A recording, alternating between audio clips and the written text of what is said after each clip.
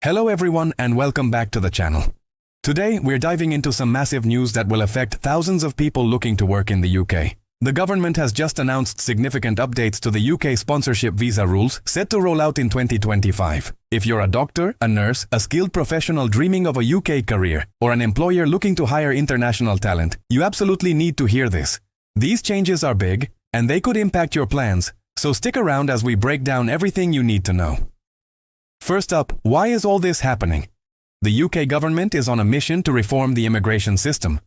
Their stated goal is to reduce overall net migration and ensure that the sponsorship route is reserved for what they are calling genuinely skilled roles. It's a move to tighten the rules and be more selective about who qualifies for a work visa. The key date to remember for most of these changes is the 22nd of July 2025. Mark that on your calendar because it's a critical deadline. The government wants to prioritize workers who bring high-level skills to the UK economy, and these new rules are designed to do just that. So, let's get into the heart of it. What are the main changes? The first and probably most impactful change is the increase in the minimum salary threshold. To be eligible for a skilled worker visa, the general minimum salary is being raised to $41,700 per year. Next, the skill level required for sponsored roles is being raised. Previously, roles needed to be at a skill level equivalent to RQF Level 3, which is about A-level standard. Under the new rules, the bar is being lifted to RQF Level 6. What does that mean in practical terms? It means the job you're being sponsored for must be at a degree level. This is a major shift. It effectively narrows the pool of eligible jobs to graduate-level positions, pushing out many intermediate skilled roles that were previously eligible for sponsorship. It's a move designed to focus the visa route on highly qualified professionals. Another huge update is the removal of over 100 occupations from the eligible list. That's right, a significant number of job titles that were previously open to sponsorship will no longer qualify. This is a direct consequence of raising the skill level to RQF 6. One of the hardest hit sectors will be the care industry. Care workers who have been in high demand will generally no longer be eligible for sponsorship under the main skilled worker route, except in very specific specialized cases. This is going to have a massive ripple effect on the social care sector, which relies heavily on international staff. If your profession is on the line, you need to check the updated official government list of eligible occupations immediately. Now, there is a silver lining for some, and it's called transitional protection. This is incredibly important. If your employer assigns you a certificate of sponsorship, or COS, before the 22nd of July 2025 deadline, you will be assessed under the old rules. This means the lower salary threshold and the RQF Level 3 skill requirement will still apply to your application. This creates a crucial window of opportunity. If you and your employer are ready to go, getting that COS assigned before the deadline could be the difference between getting your visa approved or not. It's a race against time, so if you're in the final stages of a job offer, now is the time to act fast. As if the higher salary and skill levels weren't enough, get ready for increased fees. The cost of a certificate of sponsorship, which is the electronic document your employer needs to issue, is more than doubling. It's jumping from $239 up to $525. On top of that, the general visa application fees are set to increase by approximately 7%.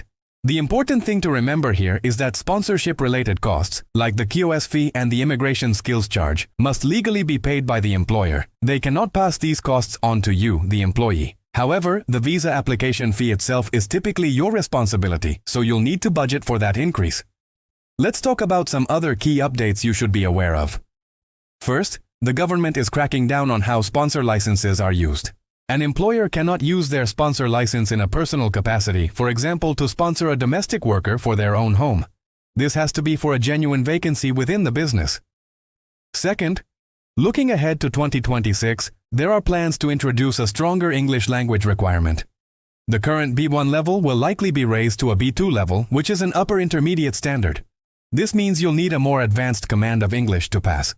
Also, if you're on a skilled worker visa and want to take on a second job, you'll now need to apply to update your visa, especially if the second job is in a different occupation code. Finally, for employers in a hurry, the Home Office is keeping the fast-track option for sponsor license applications. For an extra $500, you can get a decision within 10 working days, which can be a lifesaver. So, who is going to be affected most by these sweeping changes? The first group, quite clearly, is lower-skilled sponsored workers. With the skill level raised to a degree equivalent, many roles in construction, hospitality, and retail that were previously eligible will now be cut off. The care sector, as we mentioned, will face an enormous challenge in recruiting the staff it desperately needs. Employers, particularly smaller businesses with limited HR resources and budgets, will also feel the strain. The increased fees and administrative complexity of the new system will be a significant burden, and of course, anyone who receives their certificate of sponsorship after the July 2025 deadline will be directly impacted, as they will have to meet the tougher new criteria. It's a fundamental reshaping of the UK's skilled worker landscape. Given all this information, what should you do right now? First and foremost, check your COS date. If you have a job offer, find out from your employer if they can assign your certificate of sponsorship before July 22, 2025. This is your number one priority. If that's not possible, then you need to ensure that your job offer meets the new rules. Does your salary hit the $41,700 mark? Is the role considered RQF Level 6? Confirm the English language requirement for your specific situation and start preparing if you need to. If you are in a position to apply, do it as quickly as possible to get in before the rule change. And finally, this is complex stuff. Don't hesitate to seek advice. Talk to your company's HR department or an accredited immigration expert. Getting professional guidance is more important than ever to navigate these changes successfully.